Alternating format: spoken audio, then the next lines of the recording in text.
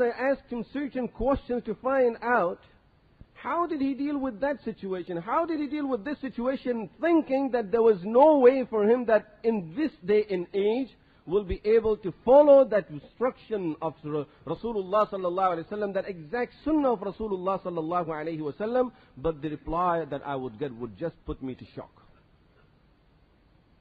So the gist of the whole life was trying to get the pleasure of Allah subhanahu wa ta'ala.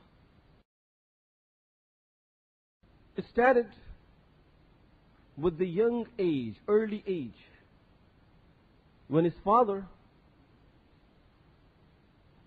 paid full attention, and you can say really devoted himself to the tarbiyah of his son. After Shaykh al-Hadith rahmatullahi alayhi was grown up, one day one of the mashayikh, Hazrat Raipuri rahmatullahi alayhi, asked Maulana Yahya Sahib rahmatullahi alayhi, the father of Shaykh al-Hadith, Muhammad Zakariyya rahmatullahi alayhi, he asked him to come and spend the Ramadan with him. He said, now I can. Up to now, I was tied with the chains of Zakariyya because raising him properly in the proper environment. Now he has grown up. He doesn't need me to be around him at all time. So now I would be able to come and spend the Ramadan with you. And not to say, don't please go back and use this excuse to your sheikh now. Oh, we know these tricks. That, one Maulana came from America, he was saying that because of raising the children, Maulana Yahya didn't go to that sheikh.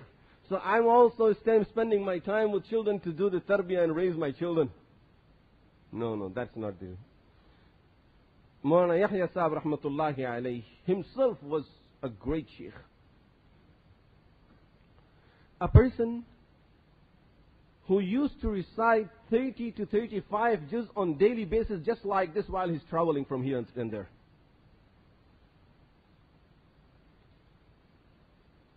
And Hazrat Shaykh rahmatullahi alayhi says, I have seen two people in my life that used to cry during the night time the way a child cries who's being beaten up very badly.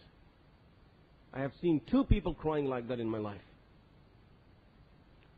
One was my father, Maulana Yahya rahmatullahi alayhi. The way he used to cry before Allah subhanahu wa ta'ala during the night time was just like a child cries when he's being beaten up at that time. And the second was Al-Madania rahmatullahi alayhi. So he himself was a great sheikh, and then he's around Hazrat Saharanpuri rahmatullahi alayhi, Maulana Khalil Ahmad Saharanpuri rahmatullahi alayhi at all times. The other sheikh would like to have his company and inviting him to spend some time with him over there, so that sheikh feels that I will get the barakah of him being with me.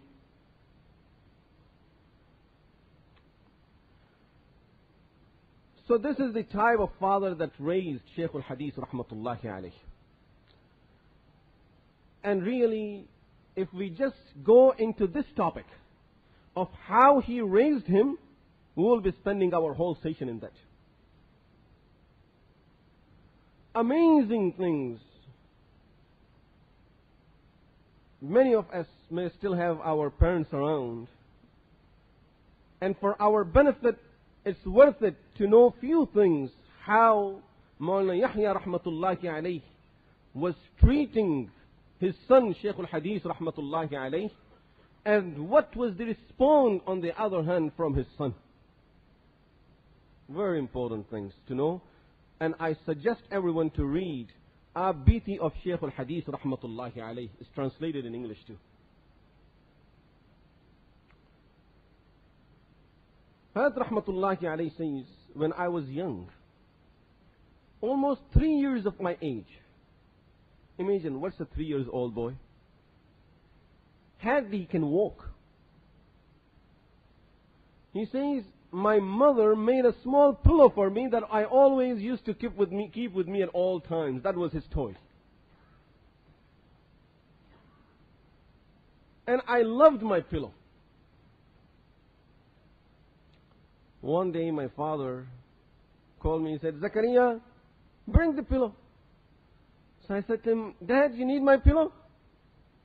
He says, come here, come here. So I went in. He grabs both of my hands with one hand and slaps me so hard on my face that you are calling it your pillow? What do you mean, my pillow? Did you earn it? Did you earn the money through which you bought that pillow? He says that was the day that since that day on I never considered anything in this life mine. Remember, your slapping will not do that work. And we don't have the sons that will think that way. So therefore, don't do that. But this is for us to know what type of environment he was raised in. What made him to be whatever he was and he became. Many eyes that have seen him, we are not talking about history of 1,000 years ago. We are thinking of a man that many of us have seen with our own eyes. In fact, I might be one of the youngest person who did the bay'ah on his hand, had the pleasure of doing that, but many of you spent Ramadan with him. You spent time with him, mashallah.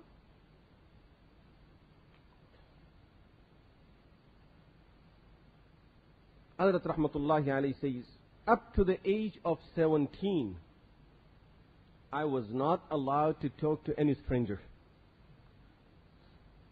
And not only just strangers, any person with the exception of 2 or 3 that he had named to me, that these are the 2, 3 people that you can talk to. Other than these people, you are not allowed to talk to anyone else.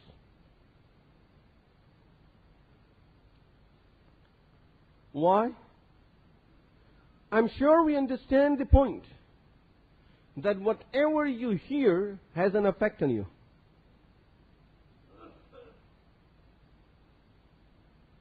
Whatever we say has an effect on our life. Every time, everything a person does, anything in his life has a great effect on this person's life.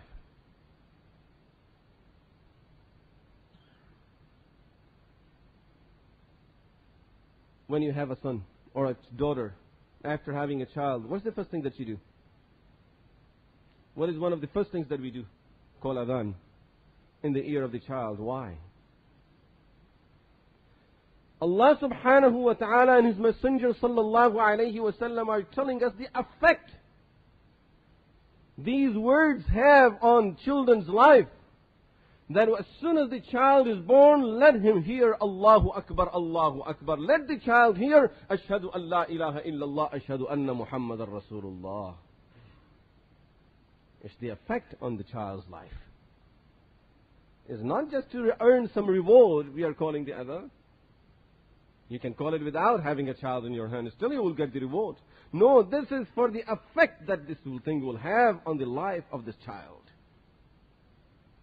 And many times our children are spoiled because they hear adhan once in their life, then the rest of their life they're hearing TV, that music over there and nonsense that's coming over there. Day and night, their babysitters are sitting with them in front of that TV.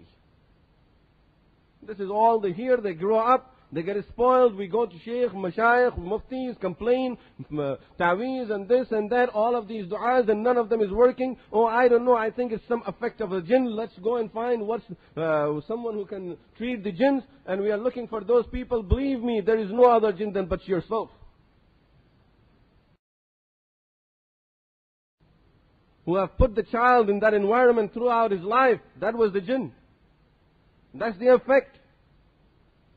Rasulullah sallallahu alayhi wa sallam told us, call the adhan, so that we learn that first lesson in our life, that make sure that he hears only the name of Allah subhanahu wa ta'ala, only the greatness of Allah subhanahu wa ta'ala, but throughout the life child is hearing all the other things, never gets the chance to hear that thing from his parents.